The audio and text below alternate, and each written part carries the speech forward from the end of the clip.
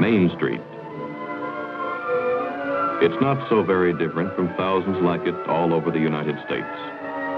Smaller, perhaps, than some you've known, yet large enough to service the needs of the local population.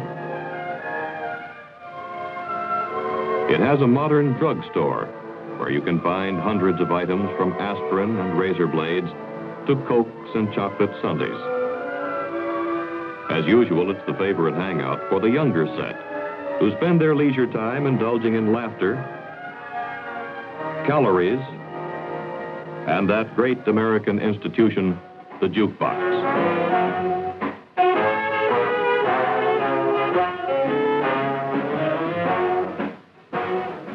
There's a department store.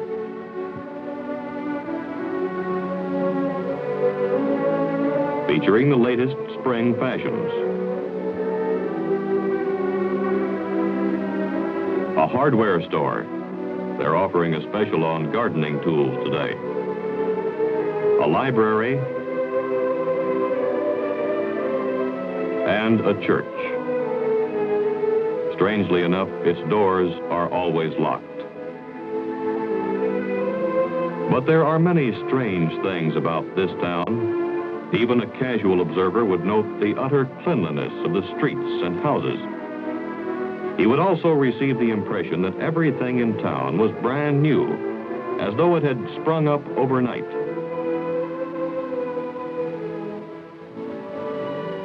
A closer examination of the inhabitants would reveal that all of them seemed to be in their early 20s. Policemen, businessmen, mechanics.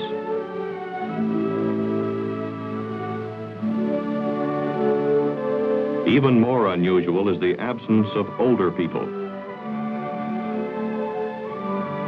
and children. No matter where you look, there aren't any children.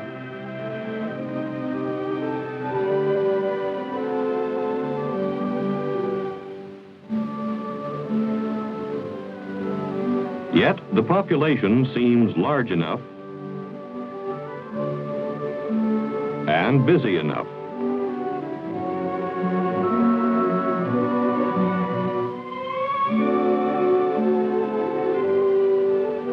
Most of the activity seems to center around the campus of a small college that is located in the center of town. As a matter of fact, the town is merely an extension of these classrooms. This is no ordinary school. The students here have been handpicked from thousands of applicants all over the country. Although they may come from different walks of life, certain characteristics are common to all. They are brilliant and determined. We turn now to the subject of motor travel in the United States of America.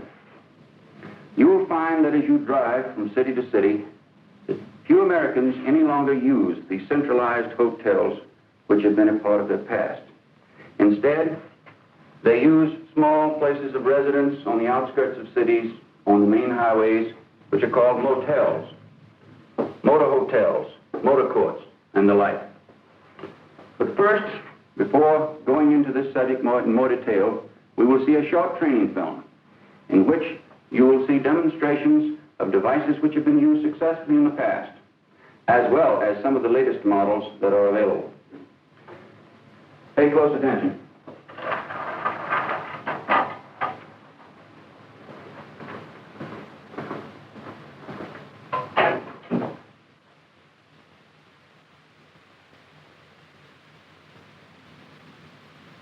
This is a typical American motel.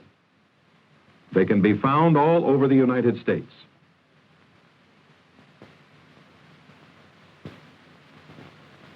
Since most Americans use automobiles as their basic mode of transportation, motels have become very popular.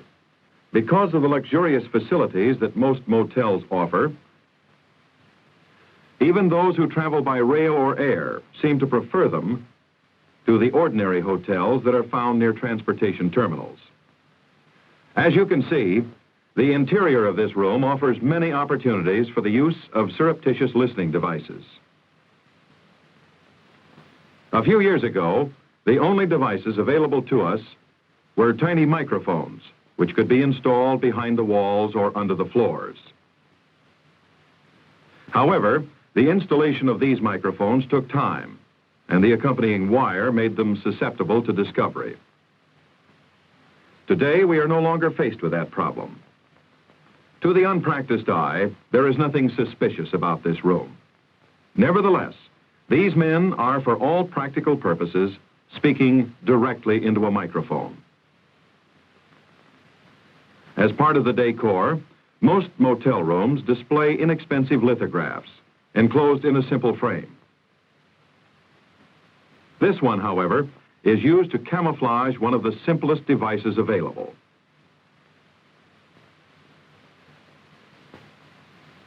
Enclosed within the frame, behind the print, is a complete battery-operated microphone and transmitter. There are no wires or buttons visible. The batteries can operate continuously for more than 200 hours and are easily obtained. The advantages that this unit possesses are obvious. A new picture can simply be exchanged with one already in the room, or if time permits, the existing picture can be utilized by inserting the transmitter kit into the frame. 3/4 of an inch is the minimum thickness of frame that is required for installation. Reception is usually excellent, no matter where the voices are located in the room. That production figure for DC, I have the estimated daily production of 3. What do you show unit cost at? The estimated unit cost Second one down. is $5,245. Not only can a conversation be plainly heard, but a permanent record made, one that can be used for future reference, simply by using this small tape recorder in conjunction with the rest of the equipment. The listener doesn't have to be close to the transmitter. He can be a block away, sometimes up to 1/4 of a mile away, if conditions are just right. A passerby would notice nothing out of the ordinary here, just a motorist checking his route on a road map. Appearances can deceive. That hearing aid in his ear is actually wired to a tiny receiver, which allows him to hear what is being said in the motel room. I think they should. A permanent record of the conversation can be made under these circumstances just as easily as if he were hidden from view. The recorder can be hidden quite simply, as this man has done. There is enough wire on the spools to record continuously for 4 hours if necessary. Volume controls are simple to make. However, entry is not necessary in order to hear what is being said within a room. If the wall is so thick that the sound waves are blurred or otherwise indistinct, a long metal probe can be attached to the mic and pushed through the inner wall to the inside of the wall of the other room. The vibrations then pass from the wall through the probe to the microphone, clearly reproducing any sounds emanating from the next room. The contact microphone has other uses. Because of its small size, it is easily concealed and can be used even in public with success. It is a simple matter to lean against a telephone booth without attracting attention. The microphone is simply carried in a coat or trouser pocket and pressed against the glass. The conversation can be heard clearly by the listener.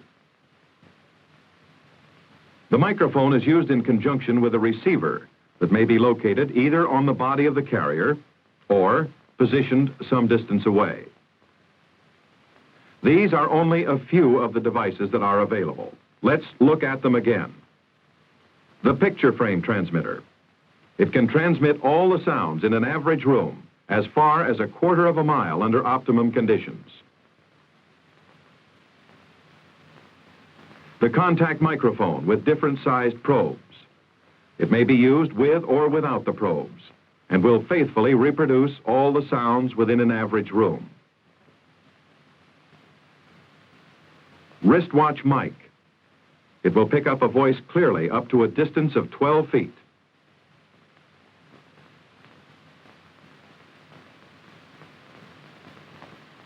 tie-clasp microphone.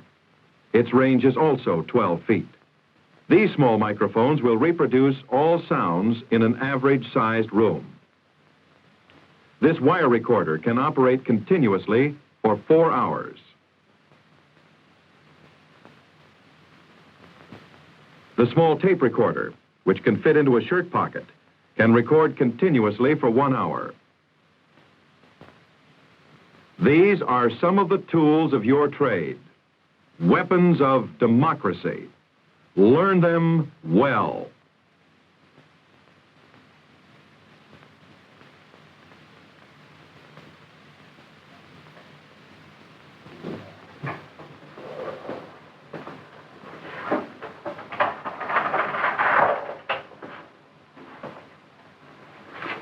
After lunch, you will have an opportunity to try each of the devices which you saw in the film.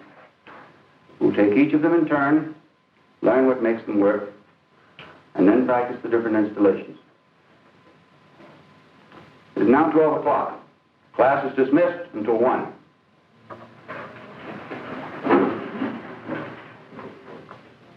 No, this is no ordinary college.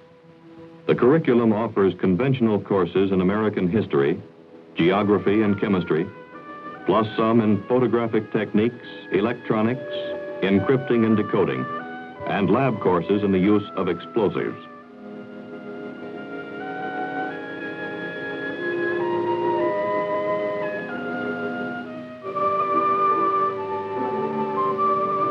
The students you see here had to pass some of the most difficult entrance exams in the world.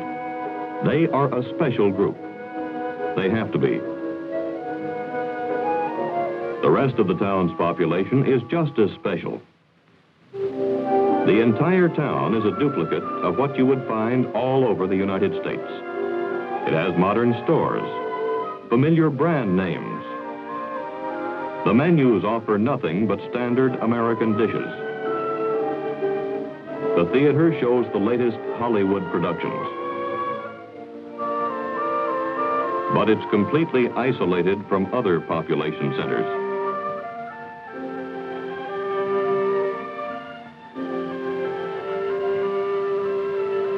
And entirely surrounded by barbed wire and armed guards.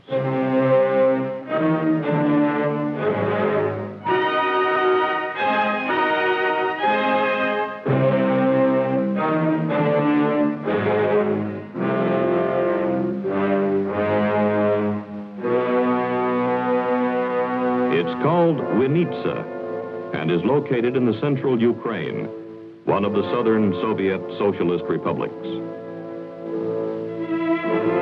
The entire town is a huge school designed to train Soviet youth how to live, think, and react like their American counterparts. They drive American cars and obey American traffic regulations. They follow the latest news of America, from sports to Hollywood scandals.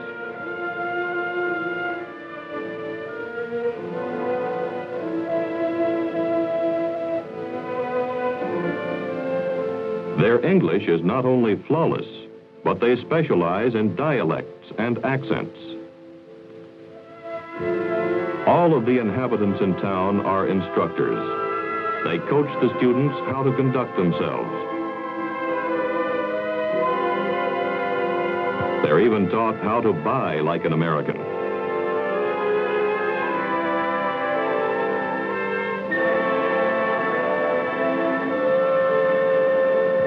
The only genuine feature about Winitsa is the fence that surrounds it.